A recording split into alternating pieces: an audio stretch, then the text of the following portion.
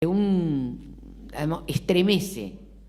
Pero, digamos, cuando se llega a ese punto, no tiene sentido hablar ni de justicia, ni del Poder Judicial, digamos, estamos, como dice Malala, en un sistema de un autoritarismo tan terrible que ninguna de las instituciones de las que hablamos tiene sentido.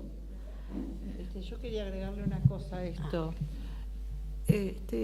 No hay manera de hacer una subversión del Estado de Derecho sin Poder Judicial que acompañe. No hay forma de dar un golpe de Estado blando, duro o como sea si el Poder Judicial no está de acuerdo. Porque si usted da el golpe y no tiene al Poder Judicial de acuerdo, ni siquiera el contrato que se firme, el contrato de alquiler que se firme al día siguiente va a ser validado y se paraliza la actividad social. Así que la Corte nuestra, todas las Cortes, no la del 30, todas las Cortes han acompañado todos los golpes de Estado desde el 30 para acá. Y el Poder Judicial en su conjunto. Por supuesto. Pero digo, hablemos de las... Porque si no, no hubieran podido ser. Tenemos una pregunta acá. Buenas noches. Quería felicitarlos, especialmente también al señor Aguad, que lo conozco de la tele. Al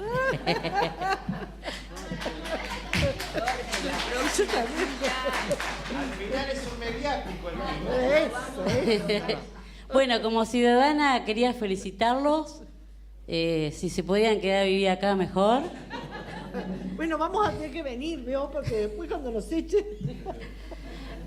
Y bueno, decirles que si van a llevar la justicia por el lado que ustedes la quieran llevar, la verdad que nos va a venir bien porque ya no queremos a nadie. Y también acá en Azul se dice que no queremos ningún abogado, ningún juez, pero hay gente que recién se está iniciando, ¿no?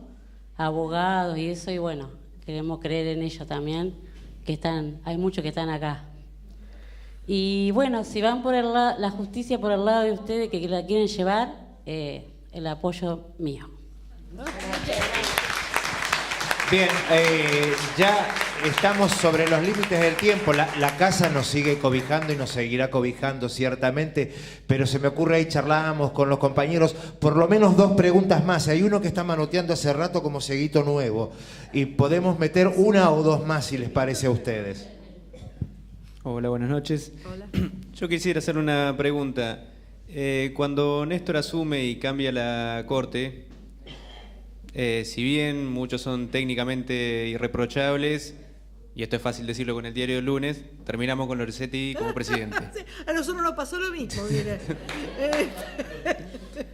Cuando Morales asume en Jujuy, nombra a 4 talibanes del radicalismo. Terrible, terrible. ¿No creen que si volvemos deberíamos hacer algo parecido para de esta manera poder avanzar como la ley de medios?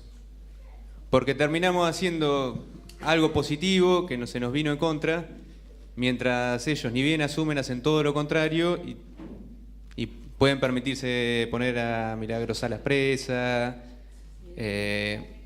o lo mismo que quiso hacer Macri también, nombrando en comisión. Están negociando un aumento de cantidad de miembros de la Corte. Están negociando, que van y que vienen. Pero le voy a decir que aún aumentando la cantidad de miembros de la Corte, los nombres que están en este momento sonando no son muy entusiasmantes. Aún del partido de la oposición. No son lo mejor. A lo mejor habría que pensar que la selección de los miembros de la Corte debiera ser de otra manera. Lo que pasa es que esta selección está plasmada en la Constitución, así que cualquier modificación respecto de eso tendría que ir a lograr una reforma constitucional. Nadie va a querer hacer una reforma constitucional porque es como abrir Pandora. A mí me gustaría, Aguad y Alicia Ríos, y agradecerles profundamente, dejarle la última, porque se le tiró la pelota al campo de Laura Giosa, a las escuelas de abogacía, pero antes me gustaría pedirle de formación profesional al menos una opinión de cada uno de los tres respecto de la ley de medios, o más bien del decreto que destruyó, que tiró abajo la ley de medios. ¿Del decreto que destruyó la ley de medios? No.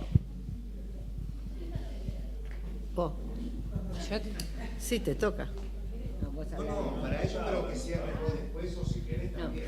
Nosotros no podemos hablar de eso porque no es competencia nuestra y no está bien que nosotros estemos dando opiniones profesionales de algo que en algún momento vamos a tener que decir de otra manera. No podemos decirlo ahora. Nosotros podemos hablar del Poder Judicial, incluso de la Constitución Nacional, pero no podemos hablar de causas determinadas y de algo que a lo mejor eventualmente podamos tener que resolver en algún momento. Alicia sobre todo, así que, bueno, pues correríamos el riesgo de incurrir en un delito, sin quererlo. De todos modos, no, más o menos, pero de todos modos, la ley ha sido declarada constitucional. Es decir, probablemente haya sido una de las leyes de mayor legitimidad política de la historia del poder de la legislación argentina por todos los filtros que pasó. Lo cual no quiere decir, digamos, el problema de la ley de medios es cuáles fueron las triquiñuelas, las martingalas procesales que permitieron su no vigencia. Eso es otra cuestión. Estas son las cuestiones que tiene el propio proceso y las propias posibilidades que tienen de seguir actuando y demorando su propia aplicación. Y ahí viene nuevamente a cruzar el problema la misma patología que describimos de la propia estructura judicial.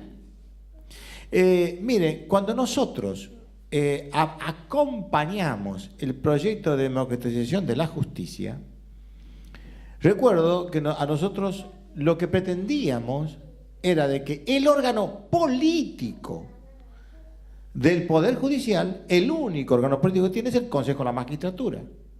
El Consejo de la Magistratura está integrado por diputados y senadores. Pero ahí quiero llegar. De los diputados y de los senadores tienen que ser abogados diputados. No puede ser un diputado común. O sea, estaba tan cerrada la corporación. ¿Y quiénes son los que plantearon la inconstitucionalidad de esa ley? Plantearon los propios abogados. El presidente del Colegio de Abogados planteó la inconstitucionalidad de la ley, que los incluía a ellos, que estábamos hablando de que el órgano político de la propia estructura del Poder Judicial debería tener un funcionamiento político, no corporativo, endogámico. Bueno, no nos acompañó nadie, si nosotros fuimos prácticamente una voz en soledad. Esto marca de esa patología que estamos describiendo y que de eso se trata, de empezar a entender de cómo funciona la justicia. Allí, incluso recuerdo el voto de Zaffaroni cuando plantea de cómo se hace un test de constitucionalidad. Y él dice, mire, para que una ley sea inconstitucional tiene que haber un choque de tal modo con la Constitución, con el bloque constitucional, que sea irresistible. El test de constitucionalidad incluso creo que marcó ahí una especie de vademecum de cómo se hace un test de constitucionalidad de una ley. ¿Cómo se hace para realmente que una ley sea inconstitucional? En este caso no pudieron no había salida, había que declarar la Constitución porque es constitucional. Lo cual no quiere decir, fíjese, en el mismo discurso, cuando él comunica a Lorenzetti el fallo, él dice o deja entrever de que ese fallo podría ser luego de algún modo enervado o puesto en crisis a partir de otro tipo de maniobras o de maquinarias procesales, mecanismos procesales. Esto es la realidad. Miren, yo siempre recuerdo una frase de Jauretche, decía, cuando a usted le explican de economía y no entiende, pida que le expliquen de nuevo. Y si sigue sin entender, y es porque le están metiendo el perro. Y esto es lo que nos pasaba a nosotros. Nos estaban metiendo el perro.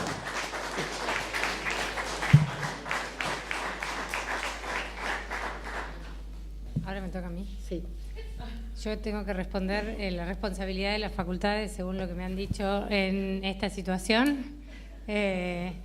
Sí, nosotros como facultades de Derecho, de hecho hemos estado reunidos este lunes todos los decanos de las facultades de Derecho de universidades públicas y asumimos la responsabilidad que nos toca en la formación de los abogados, pero me parece que la discusión es mucho más profunda. Primero, una cosa es la formación de los abogados y otra cosa muy distinta es los abogados que formamos nosotros. Después hay órganos como son los consejos de las magistraturas que eligen los jueces y esos jueces eligen a los funcionarios. O sea, las facultades de Derecho no tenemos ninguna facultad en la decisión de quiénes son nuestros jueces. Eso es cierto. Nosotros no podemos hacer eso, pero sí lo que sí asumimos son las responsabilidades como cualquier facultad, no solamente de Derecho, sino de Medicina, de Sociología, de Psicología, que tenemos que formar a ciudadanos comprometidos con la transformación de la región.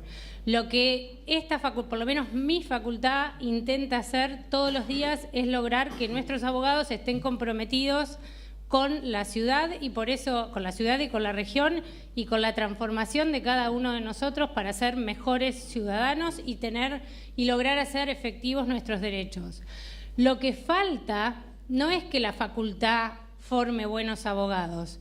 Lo que falta es que el Estado eduque buenos ciudadanos. Lo que falta es una buena escuela donde nosotros podamos ser ciudadanos y podamos entender cuáles son nuestros derechos y cuáles son los límites del Estado. Si desde chiquitos nosotros aprendemos a ser ciudadanos, nos enseñaran a ser ciudadanos, difícilmente vulnerarían nuestros derechos porque estaríamos todos empoderados en nuestros derechos. La Facultad de Derecho lo que intenta es lograr esta formación, al menos la nuestra, pero insisto que asumimos como facultades de Derecho públicas las responsabilidades que nos caben y queremos modificarnos en lo que debemos modificarnos. La otra cuestión es que es un discurso muy parecido al de la actual gestión.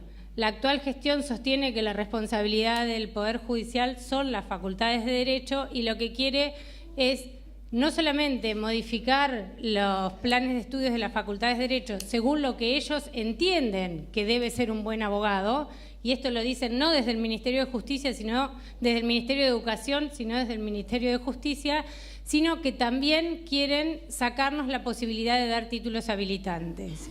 Si las facultades de Derecho estamos en un pie de